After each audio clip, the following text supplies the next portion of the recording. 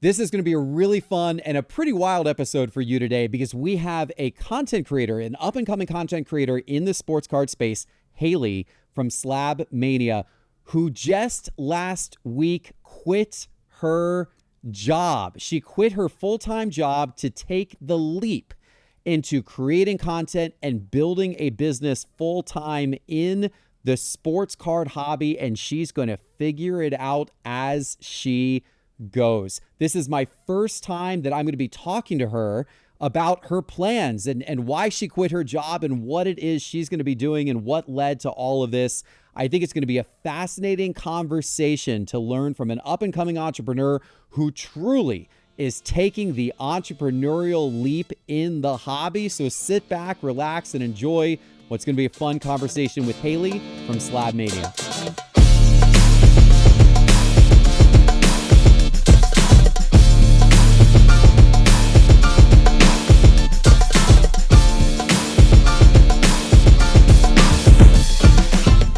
Haley, welcome to the Geoff Wilson Show. Thank you so much for having me. How are you doing? I am super excited. Haley. Me too. You just quit your job. You quit your job to jump into this full time. Yes. A terrifying experience, but also a very hopefully rewarding experience. But yeah, I quit my job that I've been at for almost 6 years. Wow. And I just went all in on Slabmania. Wow. Well, okay. So this is going to be a great episode, because I want to hear all about this. And what's Absolutely. really interesting, and the audience is going to get something special here today, because you and I haven't had much chance to talk about any of this. Yeah. I don't know your background story. I don't know why you decided to quit your job. I don't know what your plans are next. Yeah. So I'm going to be learning this in real time. So as the audience is hearing this, they're hearing like real time, first conversation, non-scripted here. So this is going to be fun to dig into, and I'm excited to hear this. Yeah, I'm excited too. Good. Awesome. Okay. So give me the background leading up to this pivotal moment in your life of saying, I'm quitting my job. I'm going all in on content creation and sports cards and the hobby, and I'm going to try to find my way through this. Give me the background that kind of led up to this. Like, tell me about cards in your life and that kind of thing. Yeah. So I guess kind of taking it way back, I started collecting when I was 8 years old. My dad has always been a huge sports fan, always big on football, and we have a local card shop close to my house. So when I was younger, my dad would always take me there. And one day when we went in, the owner was there ripping some packs with just some random guy, some customer that was in there for the day. And the card shop owner was like, hey, guys, welcome in. How are you guys doing? Is this your first time? And my dad said, yeah, me and my daughter, we just wanted to stop in today, see what it's all about. So the random guy that was there ripping packs with the owner gave me all his base cards that he got. And at the time I was like, oh my gosh, this is the coolest thing ever. Like, I just got all these free cards. Like, I'm rich. Like, I made it. Like, this random guy just gave this little kid a ton of sports cards, and it meant the entire world to me. And that little small interaction just kind of sparked everything for me. And then kind of over the years growing up, I had the typical, I fell out of the hobby, found my love for it again, and just kind of a constant cycle of being really into it for a couple months and then just not. So kind of fast forwarding a little bit, I went to college. And by the way, was this all Cleveland? Is that where you grew up? Yes, Cleveland. Okay, and you live in Cleveland So now I live still. in Medina, but it's like 25 minutes outside of Cleveland, but nobody ever knows what Medina is. Never so I just always say Cleveland. Okay. Yeah. So yeah, fast forwarding, I went off to college. I felt pressured by society to have my life figured out. I had absolutely no idea what I wanted to do with my life at 18 years old. Where did you go to school? I went to Slippery Rock University in Pennsylvania. Okay. So when I was younger, I really was into like marine biology and like sharks and stuff. Mm-hmm. So I thought maybe I'll major in marine biology and biology when I go to college. And I did, failed out of that major. I did not do well with biology, the chemistry. So I thought, all right, this is not going to work. So after that, switched to psychology. I love psychology, but still at the same time, it's not a passion. I don't regret studying it, getting a degree in it. I think it's helped me learn a lot about myself and about others and human interaction. So ended up finally graduating with a degree in psychology. And after I graduated, I ended up having a job for 4 days in that field. I was miserable. I hated it. I quit after 4 days, and I kind of like think back like, oh, maybe I should have stuck it out. But it was just, I felt very kind of depressed in a way at that job, thinking this is what my life's going to be like for X amount of years. So the one day, I just thought to myself, I was like, what is it that you can honestly see yourself doing for the rest of your life, Haley? And content creation and sports just always came back to me ever since I was little. I just honestly had a dream of being like a YouTuber. Like I would watch all these YouTubers wake up, grab their camera, and that's their job. And I thought it was the coolest thing. But back then, I feel like being a YouTuber or a content creator really wasn't heard of as much. So if you were to tell somebody like, oh, I want to grow up to be a YouTuber, I want to grow up to be a content creator, they kind of be like, oh, okay. So, but yeah, so after I quit that job for 4 days, I was like, well, I got to get a job right now just to make some money and just so my resume isn't blank. So I ended up working at a retail store. Okay. And I thought, okay, I'll only be here for maybe a month or two until I get another job in the psychology field, until I find something. And then I got comfortable. I got comfortable for almost 6 years in there. And I just, yeah. So like just a retail associate for yes. Okay. Yeah. Gotcha. So yeah, I was there for 6 years, and I moved up a little bit and ended up being head of like the department that I was in. I regret how long I was there for, because I think it kind of hindered some opportunities for me if I would have jumped into content and sports earlier on. But also at the same time, I'm very grateful for that job, because it not only taught me like valuable life skills with customer service and customer relations, but it also was a place where kind of sparked me to just take that leap and go after this dream. And one day I was at work and I was like, I am miserable here, and I just got to do it.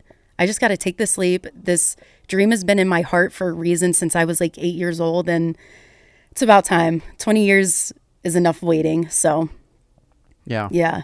How old are you now? I'm 29. Okay. 29 years old. So at 29 years old, so you had this retail job for 6 years. Yes.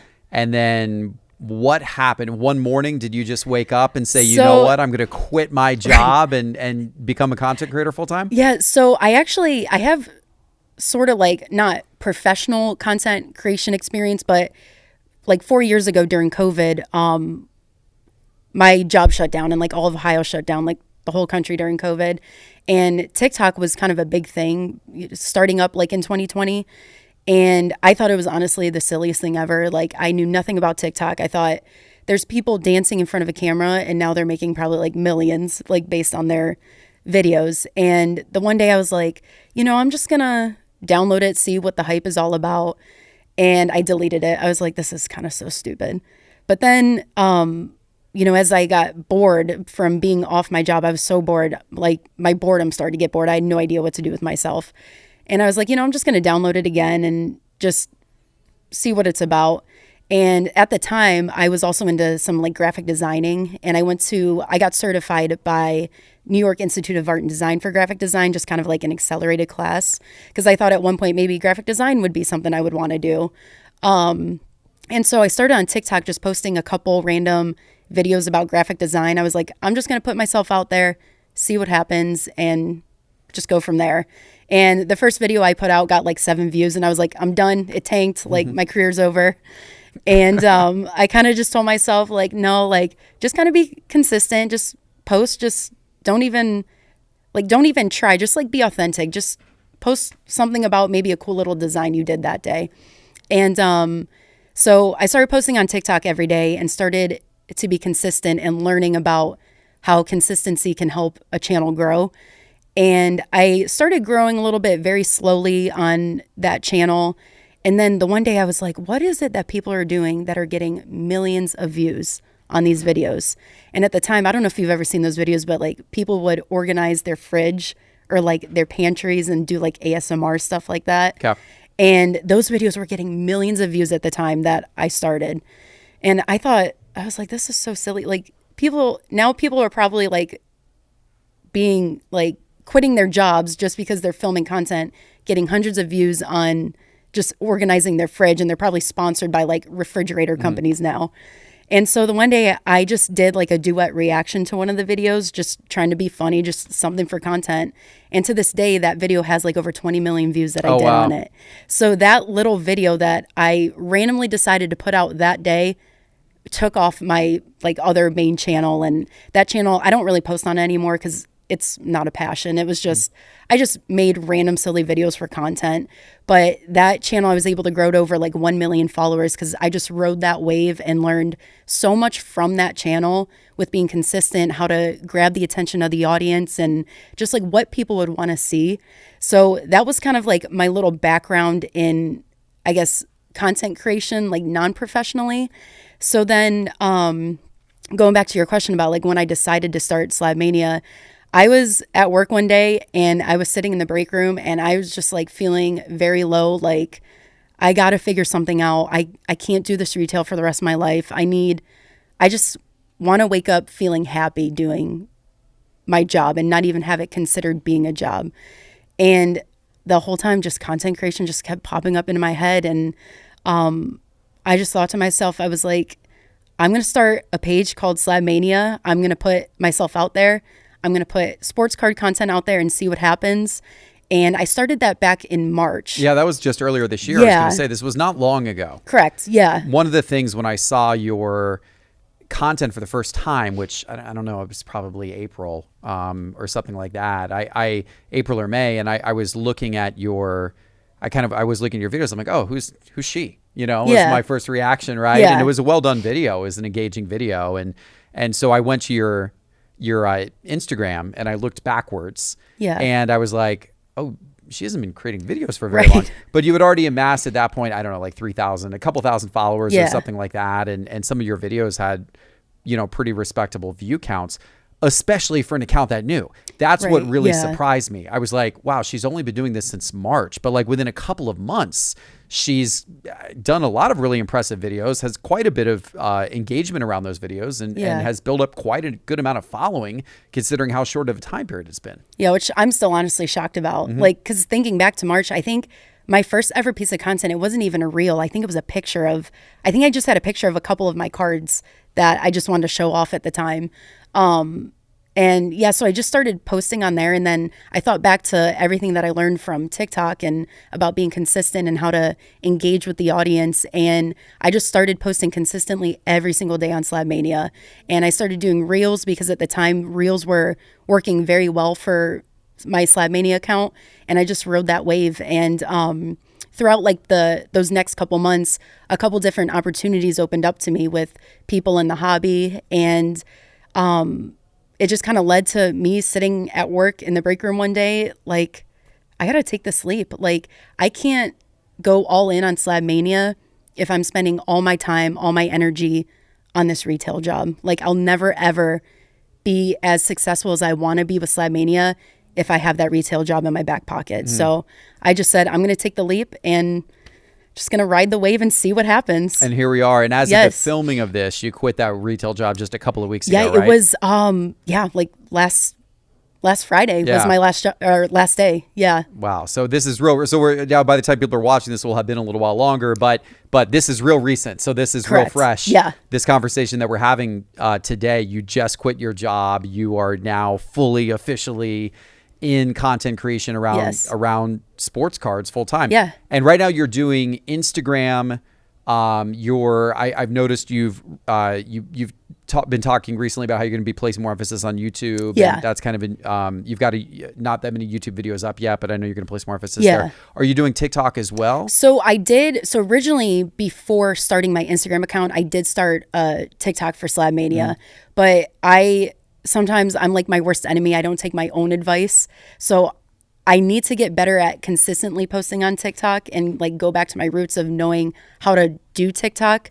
But Instagram just has really been working for me. So I want to put all the focus on my Instagram, but definitely want to bring that focus back to TikTok. I want to start doing long form content on YouTube and get YouTube going and just, I guess, not limit myself to any platform and just get as much outreach out there as I can. Yeah. Well, now, okay, so here's the $1 million question, right? And this literally is the $1 million question. You now have to make a full-time living. Correct. Doing this. Yes. Whereas you had the luxury a month ago of having another full-time source of income and you could create content on the side. Now you got to figure out how to make money to live on, right? Yes. How are you going to do that? The honest answer is I have no idea. Like, yeah, I'm very fortunate right now with my position. I still live with my parents, and they're great because, you know, they're not making me pay rent. They tell me all the time, like, you know, you can live here as long as you want. Like, you know, we'll be here for you, and don't feel like you need to move out and stuff like that. So having, you know, a place to live without having to pay for it really helps in the beginning. But as a way to make money off doing this, that is the question I ask myself every day. That's like, what is the next step that I need to take to actually start that road of being financially successful in doing this and actually make it my full-time job? You definitely have jumped into the going full-time route quickly, which has its advantages and disadvantages. Correct. Right? Yeah. The advantages, now you can full-time concentrate on it. Right. And that, and sometimes when you're sometimes the pressure now, because now there's pressure. Now Correct. there's pressure that you have to somehow make this work for yourself. And it's great that you don't have to pay rent, and, you know, your living essentials, your parents are able to help with that. That's fantastic. But there's still, you know, you obviously now you can't a year from now or 2 years from now be having zero income. Exactly. From this, right? Yes. You got to figure that out. Exactly. So in some ways, jumping into the deep end and just putting that pressure on yourself can drive a more immediate, better result, because it's like, you got to make it work. And sometimes when you have to make it work, that's when you're best able to make it work. Yeah. So that's somewhat of a positive, you know, for doing this. And also you can give it your full-time concentration and everything on that. However, the other side is you're also now kind of figuring out as you go. A lot of people, you know, and I mean, I guess kind of to a degree what I did, I was in a little bit of a different circumstance when I started Sports Card Investor, but it was not my full-time focus for a longer period of time, right? I had I was running an agency that I had owned for many years. I have other businesses that I was invested in. Okay. I did eventually make this close to my full-time focus like it is today. It took a little bit longer. And so if you're doing it as a side hustle and you have that other full-time thing, then you have the benefit of not having the pressure and being able to take longer to kind of hone it in and everything like that. But at the same time, sometimes that's also an excuse for people to never fully make the commitment, never fully make the leap. Right. So it works both ways. It's a double-edged sword. Absolutely. And I respect you for jumping in and just saying, I'm going to do this. And even though you're still figuring out your plan. Yeah. You know, and some people, I'm sure there's probably a lot of people listening to this right now, honestly, that are saying like, she's crazy. Like, you're nuts. I get comments like that all the time about like, oh, you're going to fail. Why would you do that? Why would you quit your job? And it's like, you jumped into the deep end. Yeah. Right. You jumped into the deep end without a life preserver. Correct. I have no idea what I'm doing. You're just going for it. And so, you know, that mentality doesn't appeal to a lot of people, because a lot of people are like, they value safety. Correct. They value taking things step by step. Yes. They value, you know, kind of natural progression, right? Yeah. They value slow and steady. There's a lot of people that value that. And then there's a smaller segment of people that are honestly probably a little bit crazy, that value, I'm just going to jump in and figure it out. And I'm going to risk everything and just put it all on the line and quit my job and just go. That's exactly what I did. And that's what you did. And I respect the hell out of you for doing it. I appreciate that. Thank you. Yeah. And I hope it works. Me too. And it may not work. Right. And, you know, I'll just go back to that retail job. Well, and that's true too. And it's nice. I mean, that I think is a very important point. Like the fact that it doesn't sound like you feel like you're giving up a lot, right? Like Correct, right. You had a job that you were kind of burnt out with anyway.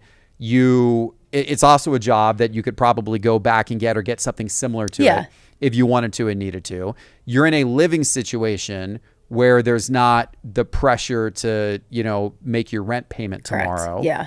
So you've got some runway here. Yeah. And now you get the opportunity to put in your full concentration. Exactly. Yeah. And that's why I kind of thought like now is the perfect time to at least try. Like I tell myself all the time, I will be so happy at the end of my time knowing, like, even if I fail at all this, I will be so happy knowing I at least took the chance. Yep. And even if it doesn't work out, that's great. I will still be so happy knowing, instead of always looking back wondering what if.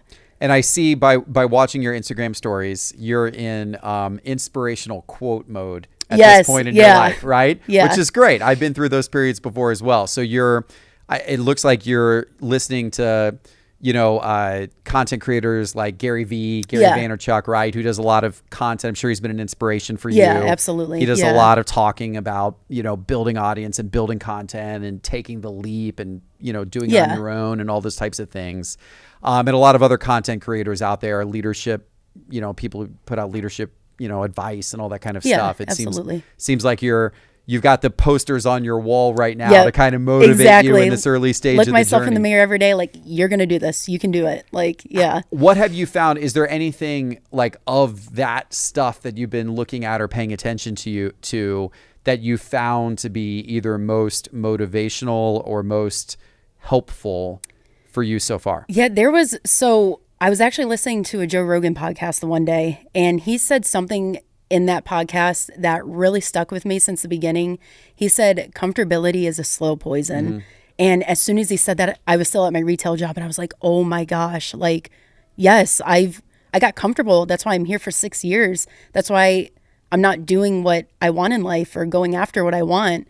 And that has always been in the back of my head and just kind of is my main drive. Like taking, going outside of my comfort zone, coming here, just let alone, is just a crazy experience that I've been able to have so far. And just kind of like you were talking about, like posters on the wall, just always seeing things about, just take the chance, just go see what happens. And you may never know, and it might not work out. It might work out, which would be absolutely amazing, obviously, but I'll still be happy knowing that I took the chance. I love that. I love all of that. And that's a very smart quote too. I completely agree with that quote.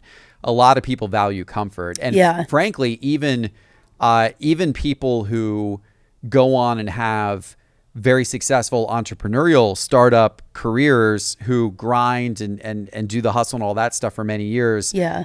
Once they've made it, then things become very comfortable. And then it's harder to harness the same, crazy amount of work. Yeah. Even like within Cards HQ, like my partners, Carter and Ryan, who are at the early stage of their entrepreneurial journey, like you are, right? Like they've been doing it. They've been dealing professionally and everything like that for a few years each, but this is their first time ever cutting their teeth at an actual card shop and doing these types of things. Yeah.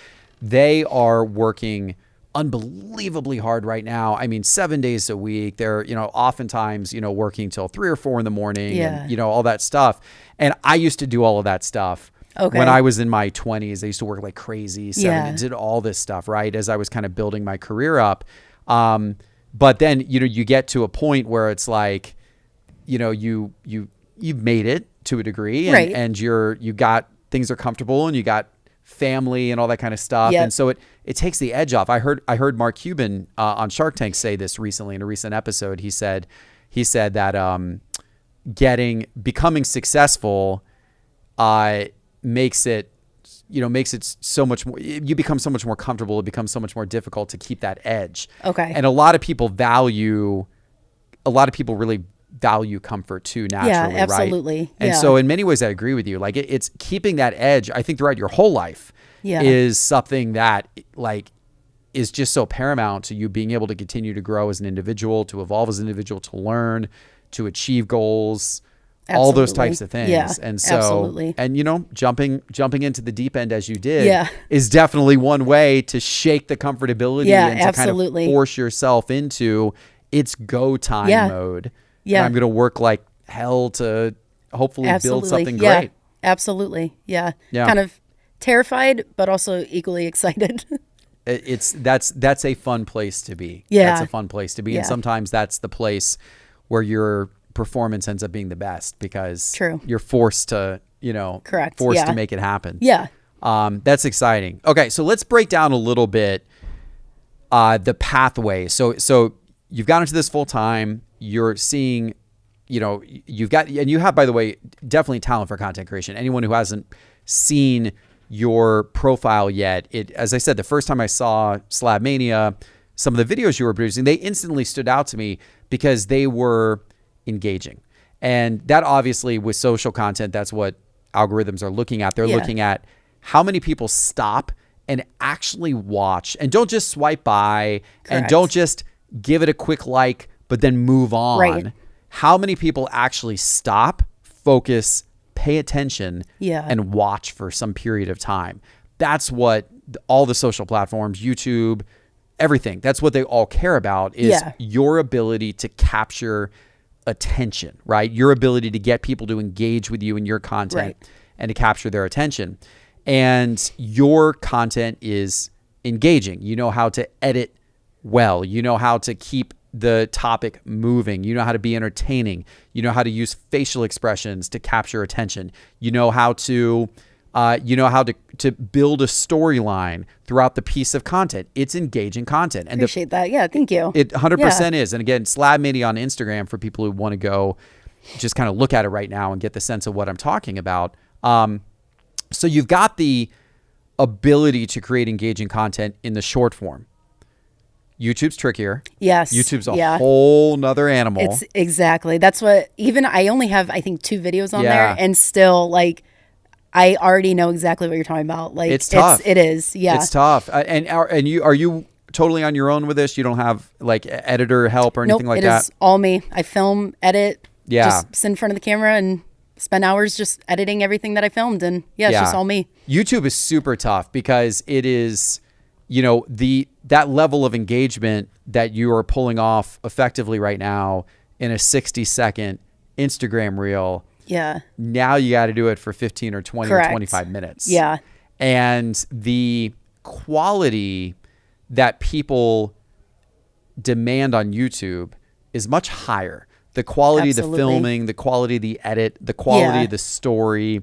It's almost like when you're on YouTube, you're being compared more to like Netflix. Like, am I gonna give my attention to your 20-minute YouTube vlog, or am I going to give my attention to a 20-minute Netflix show? Very true. That's almost Very like what true. your competition is. Right. Yeah. On Instagram, people are on social. You know, we found that oftentimes on social, the reels that are not the most crisply, you know, fancified in terms of the level of production quality actually can do better. The ones that look a little more raw, that look a little more homegrown, like more authentic. That look like I just put a camera in front of me in selfie mode and I'm filming something and chopping it up here and putting it out, versus I have an entire production crew with professional lighting, professional sound. Yeah. That whole production crew thing doesn't always translate to social as well. People almost want the authenticity. Absolutely. But on YouTube, the authenticity wears off. Like people, they want the authenticity of being able to follow you around at a card show or something like that. But they're not going to put up with 20 minutes of shots out of focus, muffled sounds, you know, jittery camera. Yeah, just like bad quality. You can get away with that in a 45-second social reel. You can't in a 20-minute YouTube video. And so that's tough. So that's going to be a whole nother animal you got to crack. Or if you even crack it, right? And you don't have to. Like it, and I know you're trying to build there and you want to do YouTube, and I certainly don't want to discourage it, because there are advantages to YouTube. Like one thing that YouTube really offers is your subscribers on YouTube become they're more loyal to you. Having a subscriber on YouTube is a lot more valuable than having a follower on Instagram or TikTok. Okay. Because the YouTube subscribers, they're invested in you.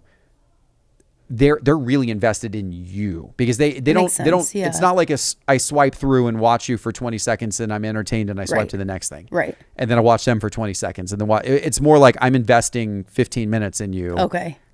I have a connection with you. I'm building a connection with you. And next time you put out a video, I'm going to watch it again if you've successfully built that connection with me. Yeah, absolutely. So the subscribers have more value, but they're also harder to earn. Yeah, I'm finding that. Yeah. It's harder to build on YouTube. Yeah, It's not. It's a lot harder to build. It takes a lot more time and especially if nobody knows who you are and you're just randomly decided to put out a daily vlog, or like, and people are gonna be like, I don't even know who this person is. Like, so and YouTube, in some ways it hurts new creators. YouTube, it's harder to go viral on YouTube. Okay. It's harder to get exposed to new audience on YouTube. Because what then helps established creators is YouTube values subscribers more. Okay. So if you are subscribed to a channel, then you're going to see a lot of their content in your feed. Whereas if you follow someone on Instagram, you'll see some of their content in your feed, but you'll also see a lot of people maybe you don't know who just happen to have really hot content at that moment. Very true. Yeah. On TikTok, being subscribed to someone means very little. Like it doesn't, like, you know, TikTok's all about the virality of each individual video. Yes. You could have, you know, 100,000 followers. I mean, we have Sports Card Investor's got, I don't know, 150,000 or something followers on TikTok. But if we put out a dud video, it's going to get less than 1,000 views. Right. Yeah. Even though we have 150,000 followers, because TikTok doesn't care as much that we have 150,000 followers. It cares about how engaging each individual piece of content is. Absolutely. On YouTube, if you have 150,000 followers, you're pretty much guaranteed that every video you put out, even if it's not a good one, is probably going to get at least like 5,000 views. Oh, okay.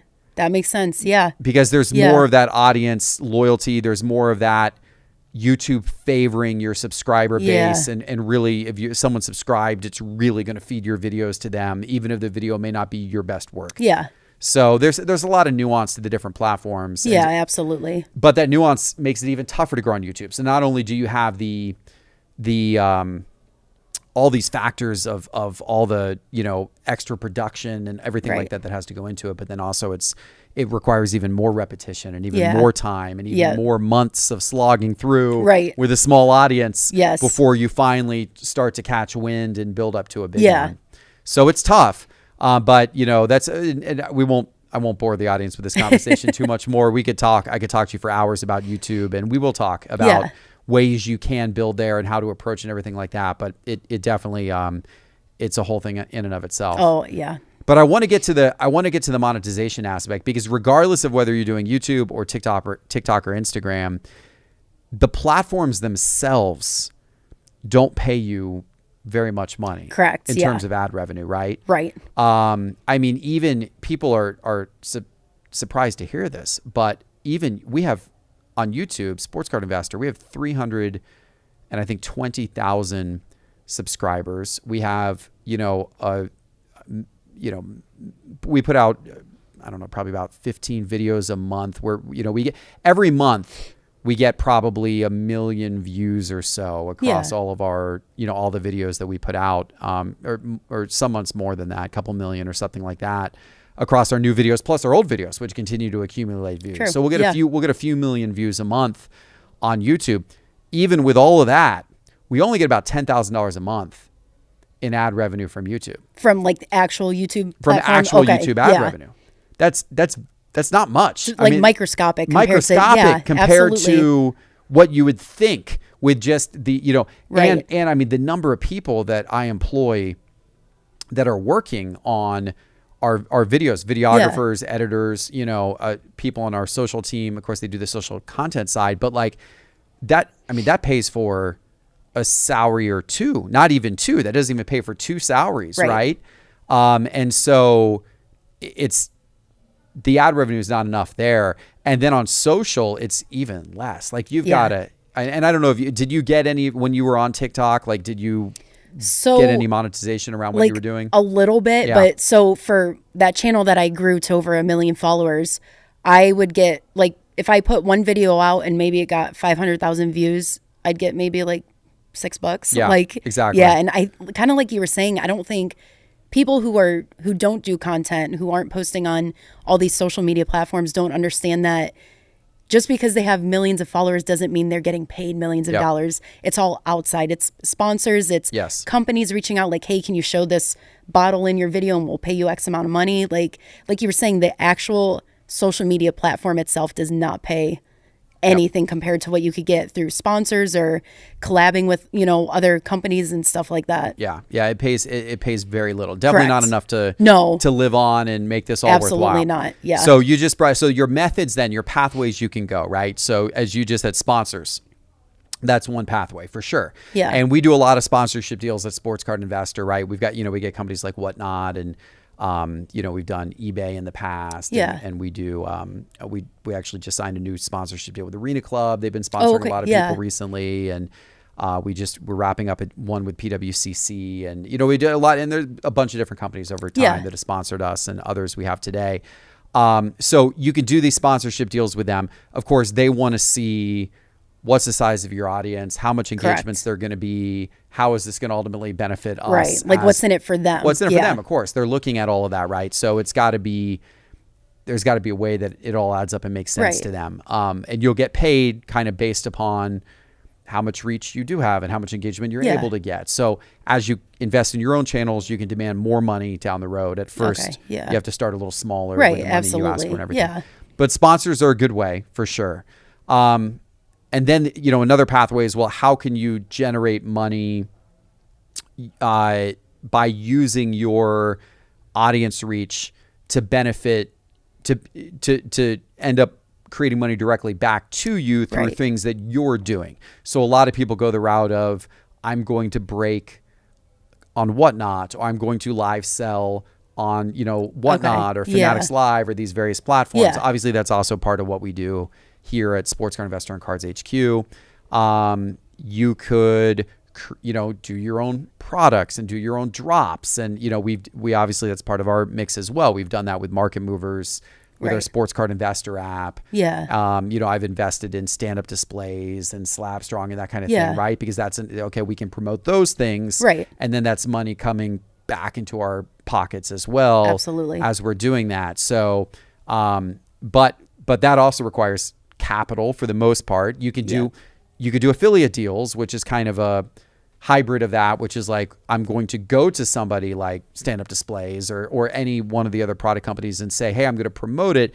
Instead of paying me a sponsorship fee, I want some type of cut. Like I want some type of percentage of sales that I'm able to generate. Or maybe they do a special version of their product that's a Slabmania version, and you can promote that, and then you get some percentage of any of those that sell, right? Or some. So these are all kind of different routes you can go. Yeah. But that you're going to have to go down those routes, or at least some of those routes. Yeah. Because just depending on the ad revenue yourself isn't going to get it done. No, absolutely not. Yeah, and I already, when you were saying about Arena Club, I do paid content for them too, posting. So that kind of going back to what got me to actually take the leap to quit my job. I got sponsored by them and was putting out a couple videos and was getting paid for those videos. And that kind of helped in a way, because still, I mean, it's not going to, make a living off of just doing that. But just like that small little revenue coming in still kind of, in a way, kind of felt like a safety net for me. Like thinking, okay, like if Arena Club just reached out to me, then maybe there's a possibility in the future that other companies will reach out, and maybe kind of, you were saying, like other ad revenue routes and stuff like that. And but yeah, like you were saying, it's the social media platforms itself. I know it's not going to be enough. So it's just kind of figuring out what path and like what route and how to really just dial in on one of those and just find a way to make a living off of it. Yeah. Yeah. And it's going to be a little bit of experimentation, but it's great you have that base, right? And sometimes it takes that first one. You essentially, you won your first client, right? Arena Club is your first client. Yeah. They agree to sponsor you for you to do some sponsored content, and you're like, all right, I got my first client. Yeah, exactly. So, and sometimes that's the moment, right? That's like, okay, I got someone willing to pay me to do content. Yeah. It's not enough for me to live off of, but but it's something. Exactly. And it's a base that maybe I can then start to get more and kind of build on from there. That's exactly what I thought too. Just like you said, it's a base. It's like something. It's kind of like the stepping stone of, all right, let's quit your job, Haley. Let's focus fully on content creation. Let's just go all in on it, and we'll just see what comes of it. Yeah, that's exciting. Yeah. And, one of my biggest pieces of advice to any entrepreneur, anyone starting their own business, is ultimately your success is like, 1% in the idea that you started with, like the thing that led you up to, I'm quitting and going all in, and I'm going to concentrate on this idea or this venture. And your success is going to be like 99% on how you adapt and pivot Okay. to opportunities that now arise. Okay. It's really this next, like, for you, it's really going to be like this next, like, you know, year Yeah. of like figuring this out and experimenting and trying and seeing different things, right? Absolutely. And there's going to be, it's all going to be about experimentation. Right. And your ability to like try a bunch of different things, from different types of content, different platforms, different ways of working with sponsors, different approaches to getting sponsors, different forms of trying to generate money that aren't sponsorships. Right. Different, you know, you're just going to need to experiment 100 different ways on 100 different things and see which ones stick, which ones take hold, which ones produce the best returns for you, which pieces of content gets the best engagement, what platforms grow the quickest, what sponsor, you know, arrangements are most profitable for you, what ways of getting revenue outside of sponsors is working the best and is likely most scalable for you. Like, it's going to be a lot of experimentation and then a lot of adapting and pivoting and saying, okay, that's working. I'm concentrating more on that. That didn't work so well. I'm going to scratch that one off the list. Yeah. And it's that kind of that process of being flexible and adaptable and pivoting that's so crucial to whether you're ultimately going to be, successful. Yeah.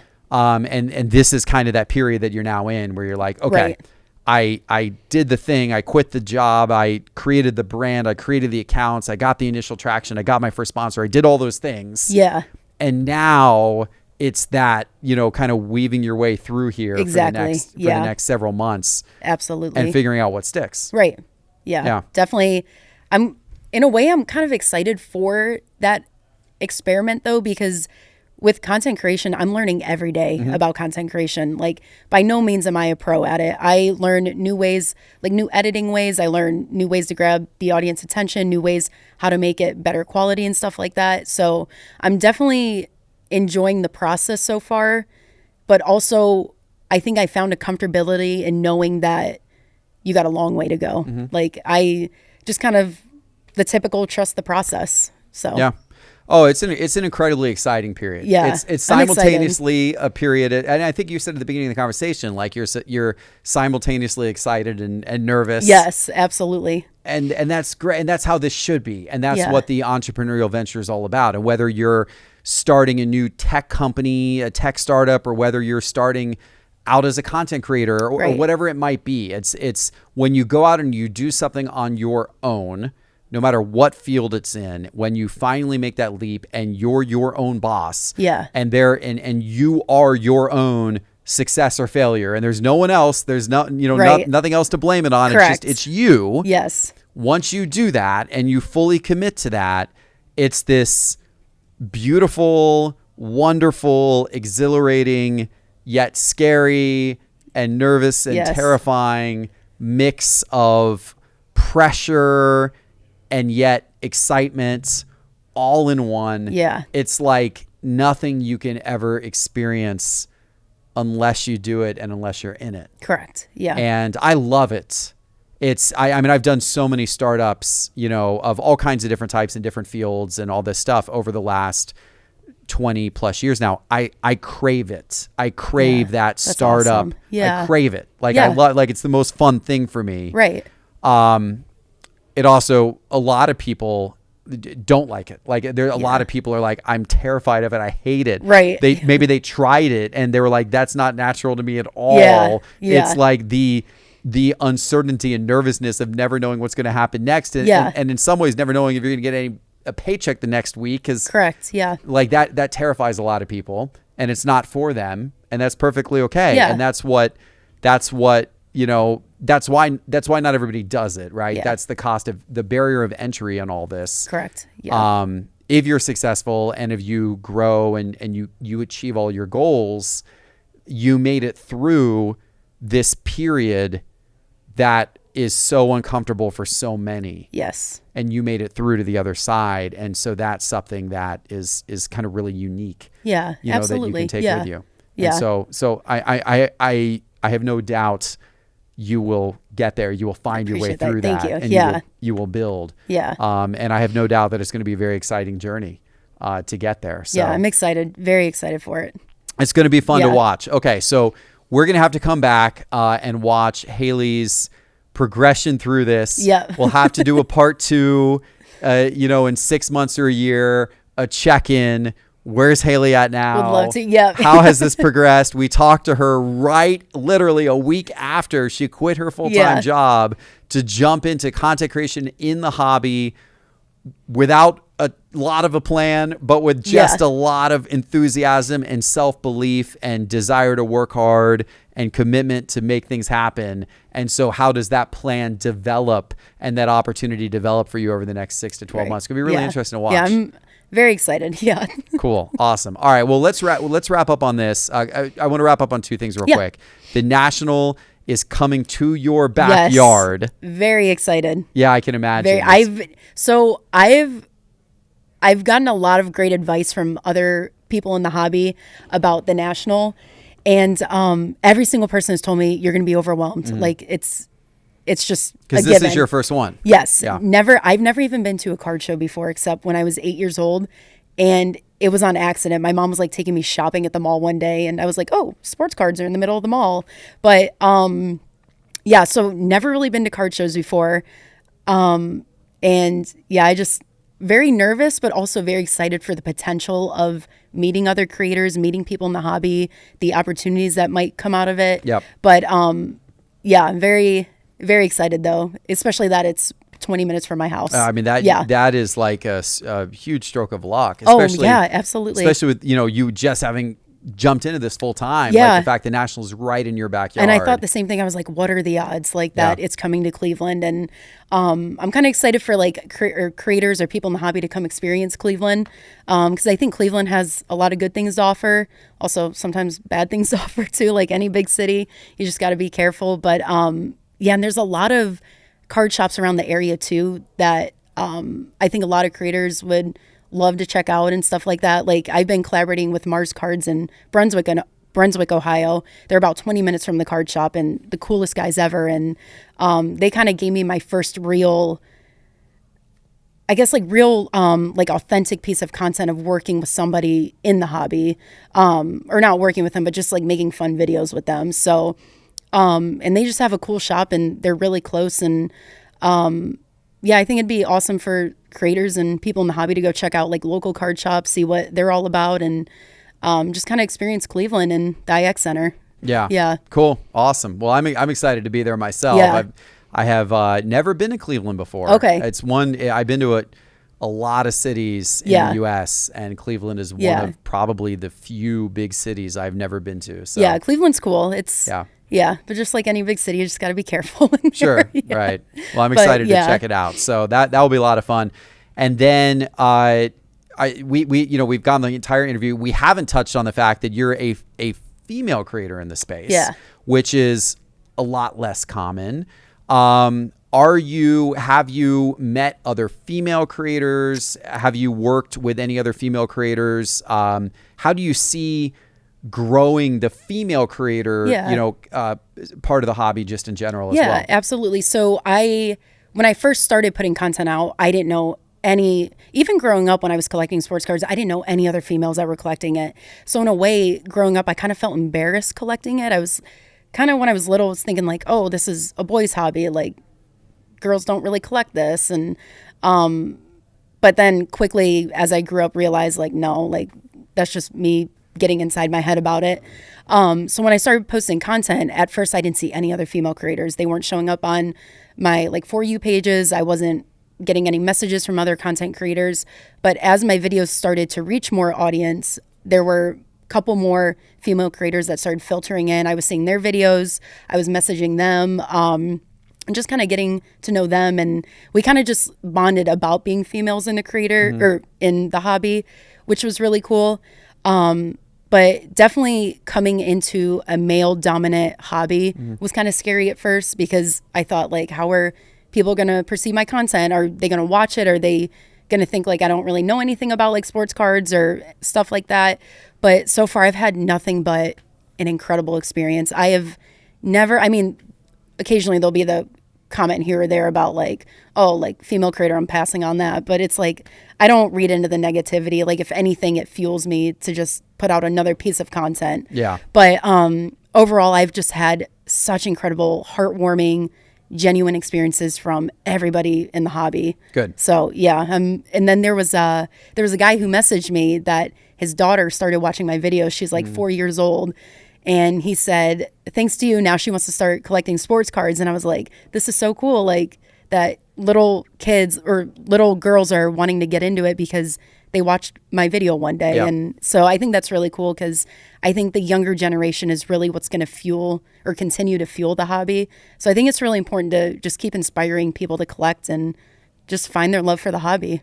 I love that. Good. Awesome. Well, and Yeah. hopefully you'll get a chance to connect with some of those other female creators. Yeah, international absolutely. As well. Yeah. That should be a great opportunity. I'm for you. excited to meet them. Yeah, the women of the hobby typically do like a table there, and that's a good organization. Oh, You should okay. meet- that's some of the female leaders from different businesses in the Okay. hobby that are part of that, and so you should meet them, and then a Yeah. lot of the other female content creators. I'm I'm sure will excited. be Yeah, there for as sure. well. So Yeah. awesome, good.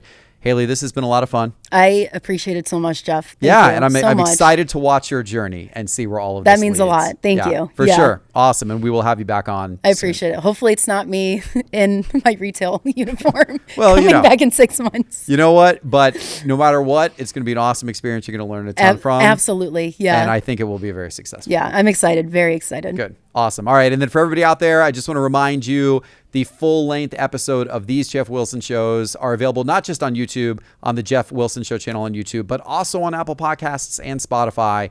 Make sure you're subscribed everywhere, and we'll see you soon with our next episode. Take care.